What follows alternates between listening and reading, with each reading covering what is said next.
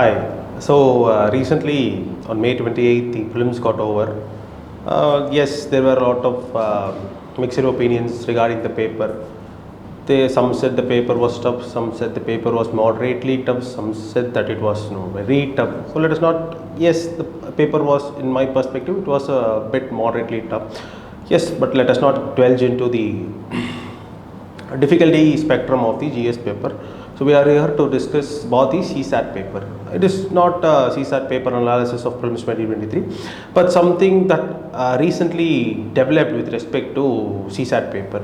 So what has happened recently is that a group of aspirants led by Siddharth Mishra has filed a complaint, has registered a case with respect to asking for a plea. They are pleading that UPSC must reconsider the qualifying marks for CSAT, that is the 33% mark.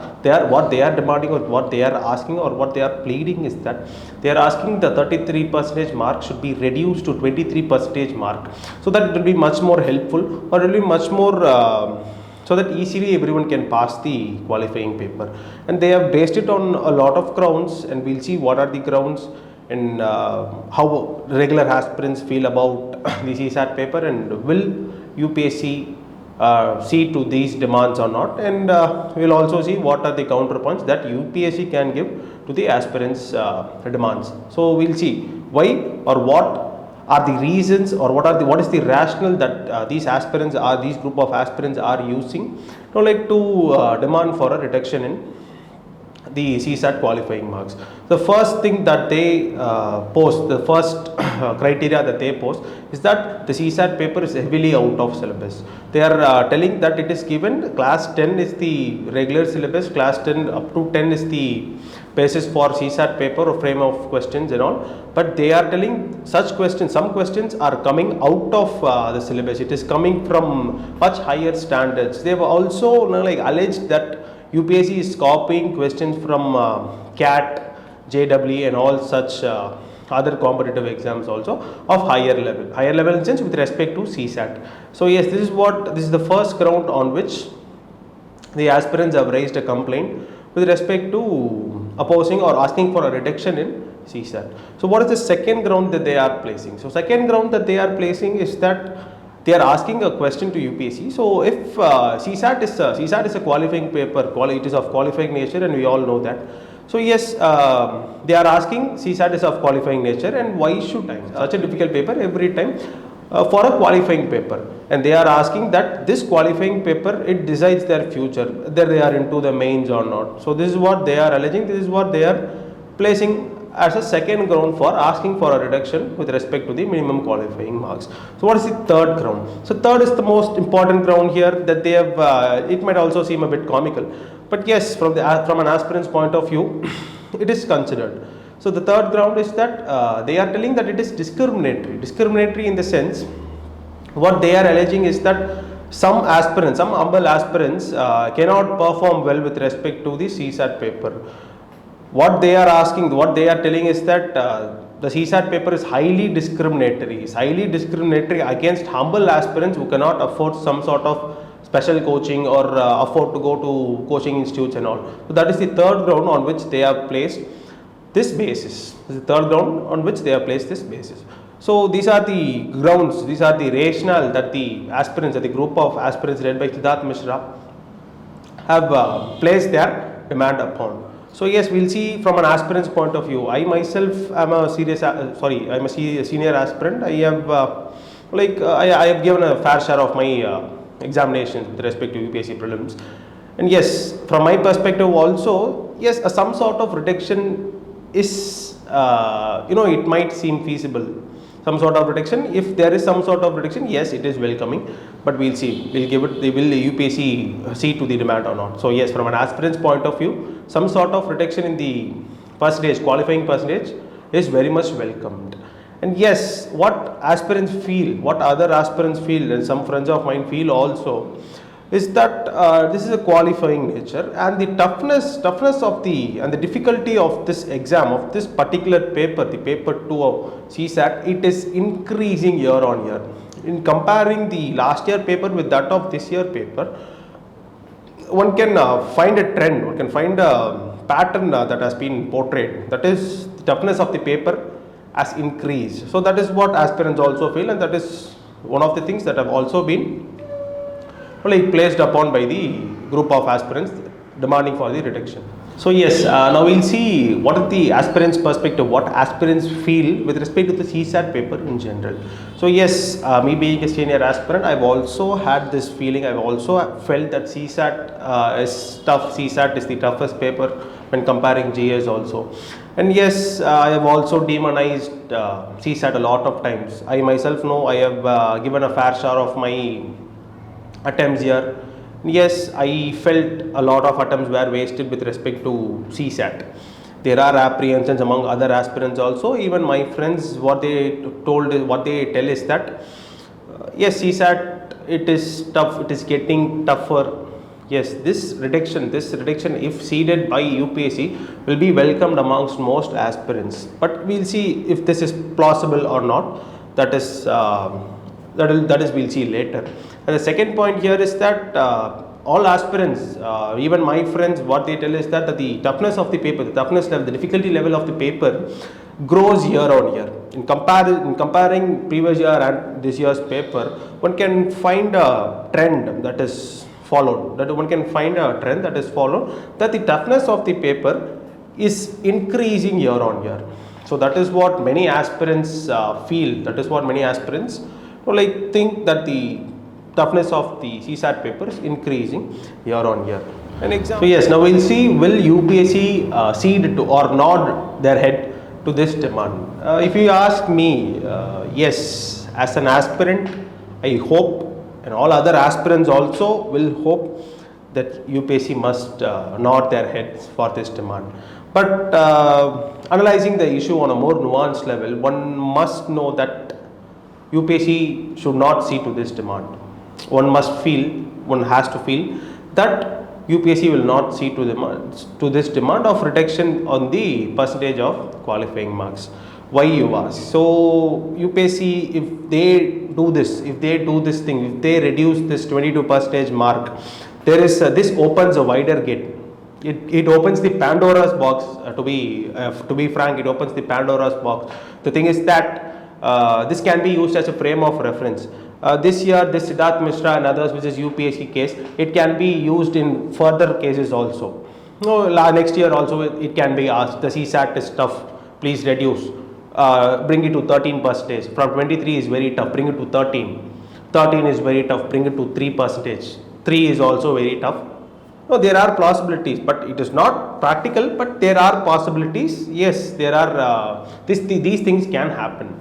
So that is what I am telling you people, is that this can act as a frame of reference, not only with respect to UPSC, this can also be used as in other comparative exams also. So if someone feels that the cutoff is high, go and ask them. If the qualifying marks for a particular paper is high, I can go cite this case, Siddharth Mishra and others, which is UPSC. I can take this case to the court. I can ask them, see, it has already been done by UPSC. Please do make changes also in this exam also.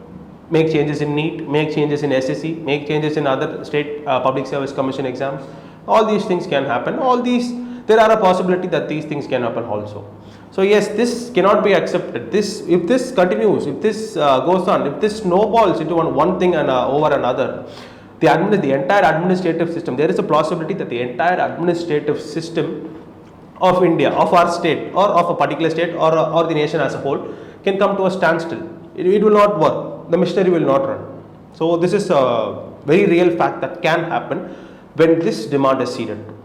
So yes, now we will see how the demands of the aspirants are not rightly placed. Not demand, but what are the grounds that they are placing these demands on? That is not rightly placed. Yes. So the first thing is what the aspirants say is that the CSAT paper is out of syllabus. Out of syllabus, there is no scaling process when it comes to UPSC, right? We can't scale. Yes, we have already seen another video also. This is comical. We have seen this as comical thing. that everything that is below the sun comes under UPSC syllabus. Yes, when it is given as such, when it is a comic, yes, but it is an entirely comical thing. But yes, you can't quantify what is the syllabus for UPSC. And the CSAT, yes, it has given some, there are some notes or some academies or institutions that tell us that basic numeracy or up to class 10 is more than enough to clear the 33% marks. But yes, some aspirants, they have also claimed, like these aspirants, Siddharth Mishra and those group of aspirants, what they have said is that some questions were asked from class 11 also. So if it was asked from class 11, there is no issue there. No issue in the sense applicated. It is application oriented.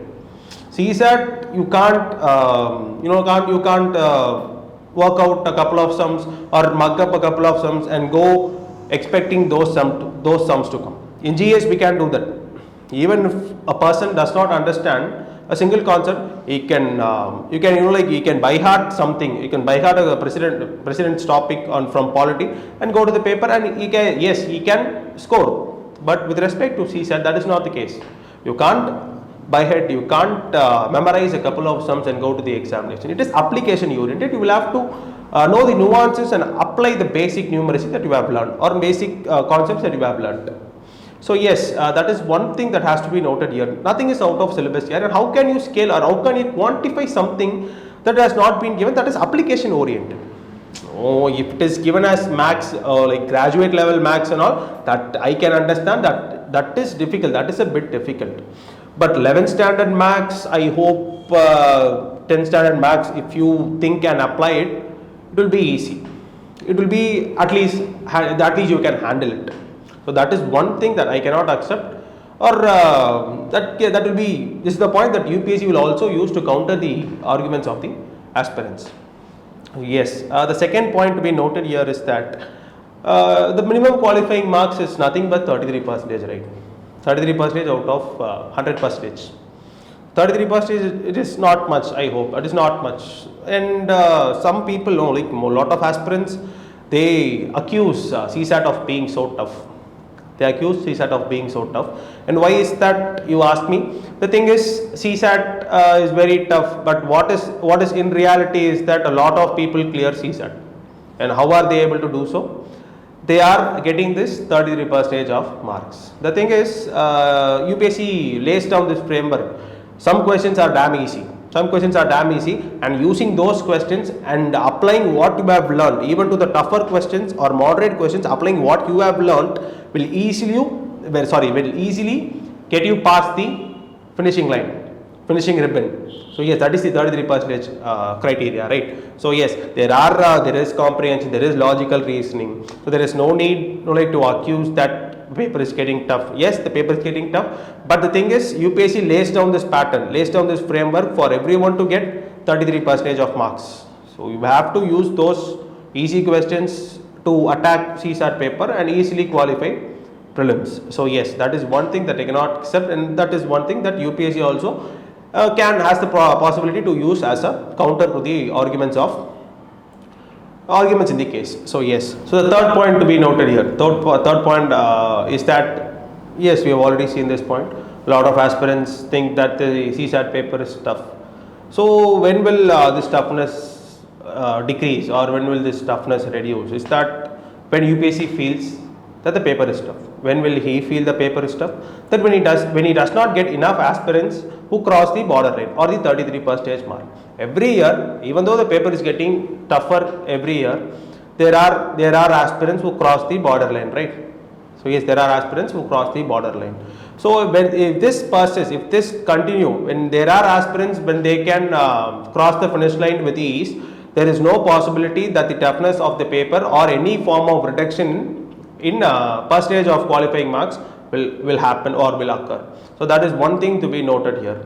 So this is how I feel the demands of the aspirants are misplaced or not rightly placed. Misplaced, again, is a stronger word, is not rightly placed, and these are the arguments, these are the basic arguments that the UPSC can use against in order to oppose these arguments. So yes, and they have also placed this thing on UPSC as discriminated. So yes, is UPSC discriminatory? Yes, is UPSC discriminatory? To answer this question, one must think what the aspirants say, what the aspirants that have lodged the case say, is that UPSC is discriminating against humble aspirants who cannot afford to go to any form of education, sorry, any form of special academies or other institutions. There are a lot of institutions. So yes, that is what these aspirants accuse UPSC to be discriminatory. So yes, in what way is it discriminatory? In what way is it discriminatory? We all know CSAT, this basic numeracy, there is basic numeracy, there is time, clock and all these things, logical reasoning, there is also comprehension. Yes, how UPSC selects its aspirants is that they want this basic criteria of a graduate. What they want is graduate. They are learning all the same books in school level, especially talking about CSAT. Everything is coming from the school level, right? Like CSAT, everything is coming from the school level. So 11th to 12th and all, let it be later. So 11th to 12th and all this school basic schoolings and all, almost everyone, they study equally. They study the same books, be it CBSE or metric. Same concepts only, same topics only. The sums may vary, but the concepts remain the same. So same books, they also write the same exams. So this cannot be accepted, that calling UPSC as discriminatory. So UPSC, though these aspirants claim it to be discriminatory against humble students, is not actually discriminatory. They have this bar, they have set a standard that it recruits only graduates for the civil services examination. And these graduates, they have already passed their graduation of 3 or 4 years or 5 years, whatever it may be. Basic graduation, right? Yes, whatever it may be. And also all these things, they have all aspirants, they have one thing in common, that is that of the schooling. They have completed 14 or 12 to 14 years of schooling. Yes, they have studied the same books, they have written the same exam. The board may vary, CBSE or metric, but the concepts remain the same. Yes, so calling UPSC as discriminatory is one thing that I cannot accept. Personally, I cannot accept. Yes, I have also consulted with other my friends of mine and other aspirants also, that they also cannot accept this point of view, that UPSC is discriminating against humble students. So yes, so to sum up, one logical deduction that can be made with respect to CSAT as a paper is that CSAT is it was inculcated in the framework of examination with respect to UPSC civil services examination, could be to condition the aspirant or condition the future administrator to be to analyze or test his problem solving skills, or to further sharpen his or her problem solving skills. So this is one logical deduction that can be made why CSAT has been a part of the civil services examination for the past decade or so. So yes, and one thing that from my perspective is that I hope that UPSC will not heed to the demands of the aspirants, and keeping in mind the larger framework at play, the larger administrative system at play. Yes, we have already seen that this can bring the administrative system to a standstill, or it can freeze the system, or it can freeze the machinery. So this should not happen, and I hope that UPSC will not heed to the demands of such aspirants. And another thing to be noted is that as civil services aspirants, we all must be ready to face whatever that is thrown at us. Whatever you throw at us, let us be ready to face those obstacles that are being thrown at us. And the other thing is, I would like to reiterate the point that most aspirants, they feel that CSAT is just a qualifying paper and I can easily pass it with a month's preparation or so. And being one such aspirant, I have time and again proven, I have time and again shown myself that this will not work. This is not how CSAT works. You have to put in hard work at least 3 to 4 months before the exam. Even before is very much good, but at least 3 to 4 months is very much needed in order to get qualifying marks in CSAT. So yes, let us not take CSAT lightly. CSAT is one paper. Yes, it is a qualifying paper. Yes, it can easily attend it. But yes, to attend it easily, we must have some sort of preparation, some sort of making ourselves ready. So let us all be ready. Let us all face CSAT with everything that we have, and whatever it throws at us, let us all be ready. Thank you.